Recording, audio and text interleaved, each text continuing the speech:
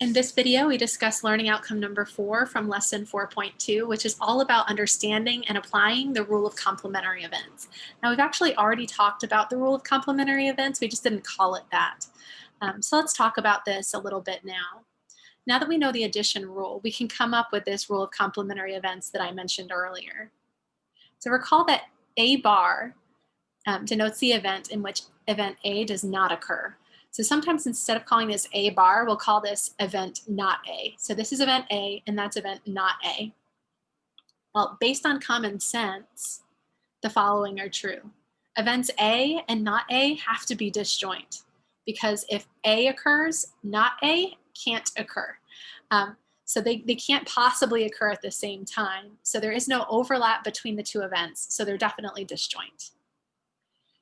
Now, if we're in the situation where either A occurs or A doesn't occur, well, if we're asking what the probability is that A occurs or A doesn't occur, that probability must be 1 because one of them has to occur. Then, according to the addition rule, we can put these two pieces together and we can get a rule that relates the probability of A and the probability of its complement. So here's just us applying the addition rule directly.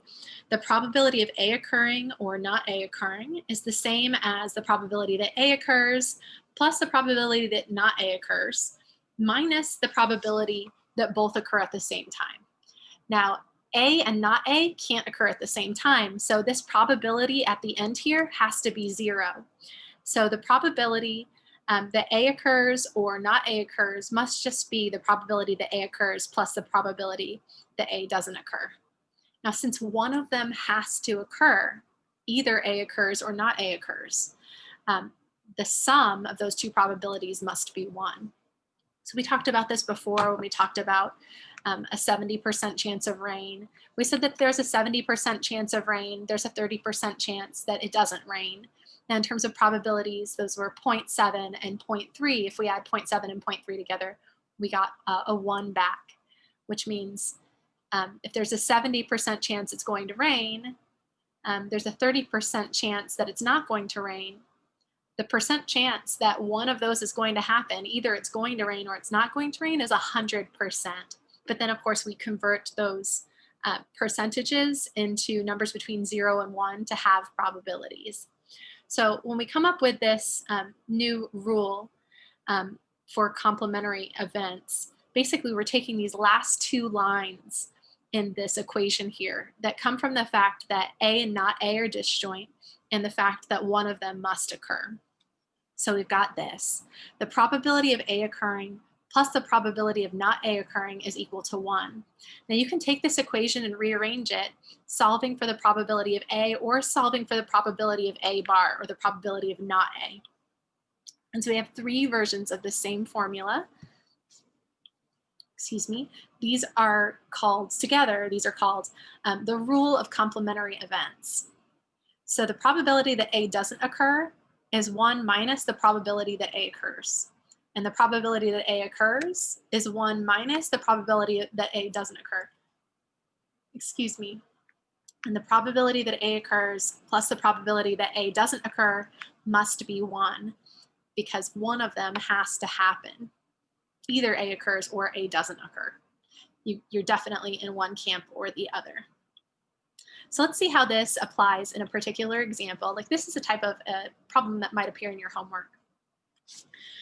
So the problem statement says a US cellular survey of smartphone users showed that 26% of respondents answered yes when asked if abbreviations such as LOL were annoying when texting. The question says, what's the probability of randomly selecting a smartphone user who finds such abbreviations annoying? Well, we see that that probability is 26%, but we've got to convert that to a number between 0 and 1, so we will. And then the second part of the question says, what is the probability of randomly selecting a smartphone user who answered in some other way than yes? So maybe there was the option for saying, yes, this is annoying, or no, it's not annoying, or well, it's not that annoying, or something like that. So we've got the probability of choosing someone who answered yes, and the probability of choosing someone who answered in some other way.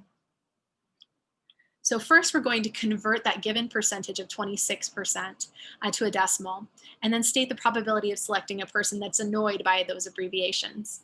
They said, yes, I'm annoyed by those abbreviations. So the probability of being annoyed by the abbreviations or saying yes is 0.26. I just took that 26% and I moved that decimal over twice.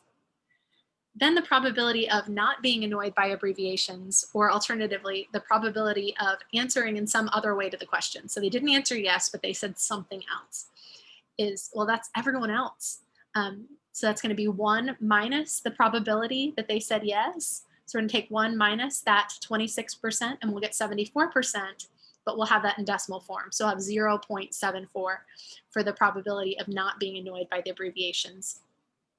Now, we can write these answers down, and that might seem like it's enough, but typically what we like to do in statistics class is we like to take these probabilities and then say something in words that, everyday language that anyone could understand. So we will summarize by concluding with this conclusion here at the bottom. It says the probability of randomly selecting someone from our sample who answered yes, well, it was 26%, is 0.26 when we come up with that proportion between 0 and 1. And then the probability of selecting someone who gave a different answer is, well, that's everyone else. So if 26% said yes, 74% said something else. And that probability that corresponds to that 74% is 0.74. So that's it for our lesson on complementary events and the rule of complementary events that says the probability that A occurs plus the probability that A doesn't occur must be 1.